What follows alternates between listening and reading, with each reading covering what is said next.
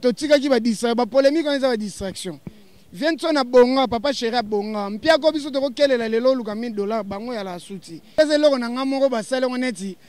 Edenda, evunda, edenda kado ezanese ke lo na ngamoko mutu bila bwaki mais esalika bien po. À part yango pe na ebité ozana wa boyo ozana. Eloko liboso elembisa ngai esenga bien te. Ezande vieux na nga quadra afunda ki grand frère na nga ferré. Mais esenga ke na tribunal po katama bipo bato bien ya outa tribunal so bo sambi bo bandeli e koma ngambo. Eloko mi balea ka ke vieux na nga ferré na linga ke mingi. Congo Millennium, Congo Millennium. Voilà, bonne année 2018. Moi, votre homme de servante, HM Maman CC de la presse congolaise. Je dis bonne année, mais en fait 2018, na cadre Karababi et Vunda. Et Vunda. La bonne année, et Ningisi Mokilimo Bimba. Hier, mon lelo na katsa plateau na bisoto yambi l'homme et Vunda. Ngami kono na be kalom et Vunda. Et Vunda, les autres denda. Donc, il s'agit donc de celui qu'on appelle Prince d'Angola, à qui je dis merveille, bonne année, Prince d'Angola. Bonne année, merveille. Na yo na bato nyonso ba Holanda biso na bamboka nyonso bondi ya boa tarde bonsoir mbote losako donc balangi nyonso bambote na bino merveille bonne année quoi talaka to komi photo kumisa po bato pe bakufa ki to leki bango na rien mais nzamba ponaki ke biso to koma do bato nyonso ba ota vidéo oyo ba ota la information oyo ba ota la biso na site biso comme non 3W, les Millennium, Congo Millennium. Bah, tu vois, tu as Congo Millennium, nyons, oh, nyons, a commis n'angonga, oh, vraiment.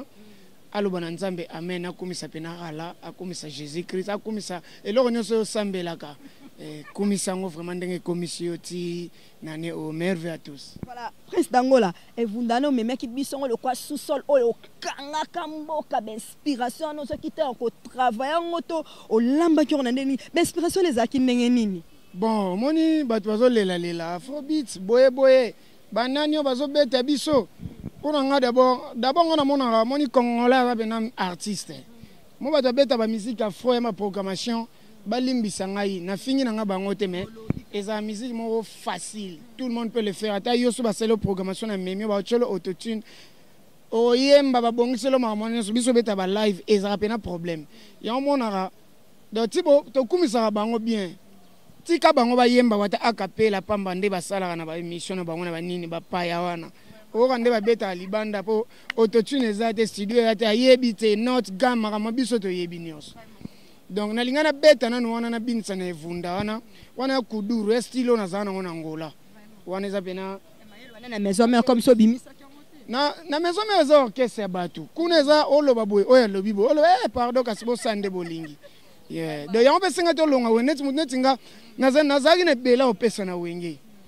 Nabanda ko même ko Luka, donc na Luka pena na s'imposer na vente sama kamo, mo na o tabo oya ye na oya ye, olo babo oyo boyo, donc batu azaki trop nini na bon ça va. Ceux qui na olongo kana osaka makamana nga o batu ko découvrir ka o ngana ali. Lelo ba ke vunda batu be ba bina ngo edenda, evunda ba okanza nzembo étranger. Et là, ça va bien. Na fanda bisika mobo ngwezo beta. Webike jo, nanu ayembi lingala. Ba ba te congolais. Et là, ça li bien nanu yangwana complexe wana nanu batu balongola ngo. Po biloko netse biso to beta ngo dada. Mais bazo na nevunda. Ntwengi na peti, kalate ba ozo dance o coloniser. O na yaki nango batu tu babini mais mukolo nango sikwazo beta ntwengi nezo bima. Voilà, et Vunda eza bongo na kati ya album hein. Na kati album Preuve à l'appui et Vunda moko ba titre na kati. Voilà, o lança ki nango na kati ya Preuve à l'appui to ba chanson na kati o beti tamsu ba featuring na ba artiste. Déplique eloko moko eza na ya ebona Ibrator beti na nze mo to yemba na Ibra nano silité o alingi ba dédicace na to yembeli do dem voici amutako solo la nano na yembi na Zambie moko pe nze mo teke tant que ne production Zambie au profit. Voilà mbala mona sala kiango donc ba featuring yango na bat o yanga mona na bango na sali pe na aizo a rapper moi États-Unis to sane pe nze mo fufu etebi ekotima ya mungu générique bien yembi po presse d'Angola mikolo komo yemba ngana yebelo ko to ko bura mozo yemba siko ngana bena côté ba animateur na lobaka pa ngana fe na tutu kaloji bavie na mosusu bamasana nga na bapetisa mosusu bolimbisanga na baanimatere mpe na bayembaka nga mpe na baza na bango calme evunde nabwaka cri te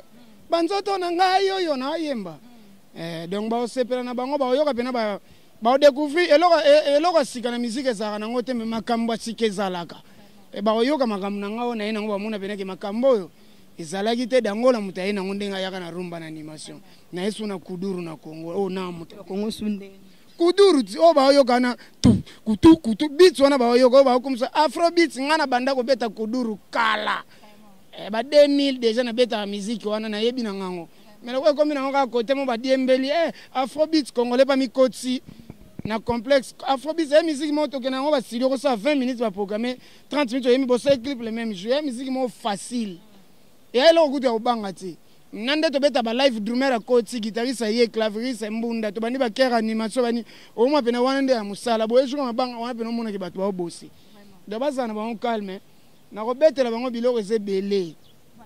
Qui la Zambie, c'était production, producteur parti à Zambie, au Kenya qui Zambie c'est production. Zaki production ezaki na manager ya Yemei l'ambassadeur tirana formé bato ke ndeko nanga o mpangi Robert Kidiaba o azaka nanga ya komi ambassadeur ya Chan. Donc message vraiment na sepeli mon frère esiko za na Maroc comme ambassadeur yi donc akomi lin ya bato bakobanda ko sélectionner ka do ezaki na manager na ye na kenda obeta pa na ye na Lubumbashi ndazolenga kopo wana ye mo a futelinga ba mbonga ba studio a selinga ba clip wana ye mo muta futaki nyonso vraiment merci à Yaroba Robert Kidiaba donc ye muta saki na kutana na Zambie wana ta kuna bango ba vanza mo Swahili na beti benze mo Swahili wana ya teke donc ezaki mingi ya bango mais ba consommer na ne vunda me biloko ezali Voilà, Prince d'Angola, décembre, tout le monde qui animateur, boaka ki belé, ta que yo moko soldat, animateur en boko yo, animateur ni na moi kulu, di maponda bion di marano bas, au moment que non moko pena, abunda ni na ou bien moko pena, abose pena. Te na décembre awa, na ebi ke marqué zelo na nga moko ba photocopie ngo mais et dendaka saba simba ngo ya monseigneur, et na moni que ce que vunde silika ka fo ba chango.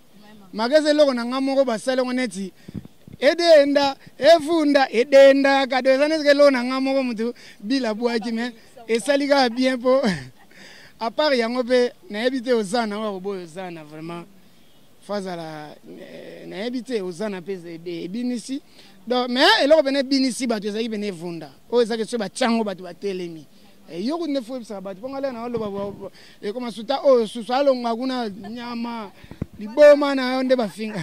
Voilà, Prince d'Angola grave et ça la bon so ba fingo te c'est que wa mutu moko donc tina kwa ni fo ba finga yo Prince d'Angola c'était pas facile en 2017 na monde musical na bino omoni ma mo s'est passé et belé ya mabe nini omoni penda e musu se décourager que o s'attenda qui te bando kota monde musical oyo mona eloko liboso lembisa ngai esenga bien te ezande vieux na quadra afunda ki grand frère na Ferré mais esenga ke na tribunal pour katama bipo bato bien ya outa tribunal so bo sambi bo bandeli e koma ngambo eloko mi balé aka ke vieux na Ferré na linga mingi c'est un artiste pas comme les autres c'est l'un vieux na Ferré abimaka meilleur chanteur meilleure voix masculine ya Congo Papa Wemba était en vie donc c'est quelqu'un à respecter aussi.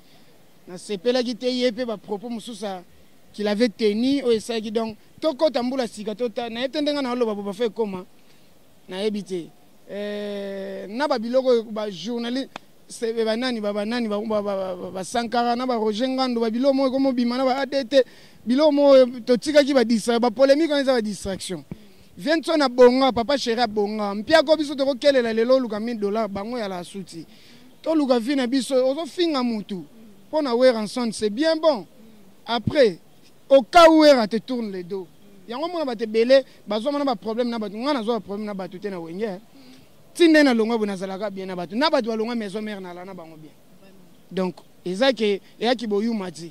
Ya no ki boyu mati donc maramu to changer ba polémique mo ezanga na ngotina. Hein? Ce qu'il fallait à lobi kaza king ya musique à Congo. Et déranger mutu te yo pe lobano ke yoza plus que king. Ce qui Kofi alobi ke yaza patron ya artiste nyonso Congo. Yo poko lobano ke yo futaka ba patron ba artiste yo be lugano likamo muta eza déranger batute o alobi ke Bill Clinton ala monseigneur ya ba animateur tika ye bongo neti nga prince na za boyika na zo bamba ba animateur nyonso na mabele nga mutu na lobby donc to tika ba polémique moko boye na ba journaliste bino pe bo mema biso na ba erreur ni sexe ba koni fouat ba koni fien mabala na internet ba bebisaka ba moral ya misala bato donc c'est pas bon. Voilà, Prince, un mot na ba fan na yo, un mot na ba fan na yo et puis quelques dédicaces na ba onyo so balandi yo Prince d'Angola. Héritier Fernando, Big Flo, Martin Semasinda na bosani yo TV na nga Dodem Voici. Balobi kalate. Obenga ngandumba yo moko bajendo otikate obenga ngandumba yo moko mosinzo otikate obenga ngandumba eske mobalo vandi na azaya yo te chel biso nyonso tozaba chel mwana pe azane ela tele ezai ya ba chel che eloko na peso ya kwa chelele babonga maka mambo za kute belenga kuti do sona ndo bwaka ato olala ti. Donc na pesika ba mbote na batutu o ba landa na pesika ba mbote na batutu balandi donc to zala to solo la bien to développer musique à Congo et kende bien ba grand frère nga fali et faire et surtout bino balé boza ba bilembo biso tout ozo to lota to landa botika na mo distraction bo beta pena ndule bo kena marambu likolo Congo mata comme ça ba o bazoya pe bazwa biso ba o na ba o ba oya sima tozwa lelo mo bien po lelo songa na lekina TV na ndo finga mutu vient nga fali o loba na nini vient nga faire o loba na nini ou bien 21 ou bino monde bo finga na bongo c'est pas bon donc to me ba koyeba nini to ko sala to attaquer ba adversaire quoi po ba na ba mike Merci beaucoup. Là, c'était Prince d'Angola. Prince, merci d'avoir accordé cette opportunité de vous interviewer. Moi, non, yoza. Chelele. La télé, yoza yaba. Chelele. Binele, yaba. Chelele. Chelele. Asala kabe mission. Paluka kamibali. Na YouTube, mama. Seko zalaka no nani. Voilà, c'est comme ça la note télé. Oyaka ko sala bémission. Poluka kabanani télé télé. Poluka ba vie. Télé mame Emily. Kokanga kaba photo. Nzoto na yo sexy. Kochaka na Facebook Poluka kamibali. Seko zalaka no nani.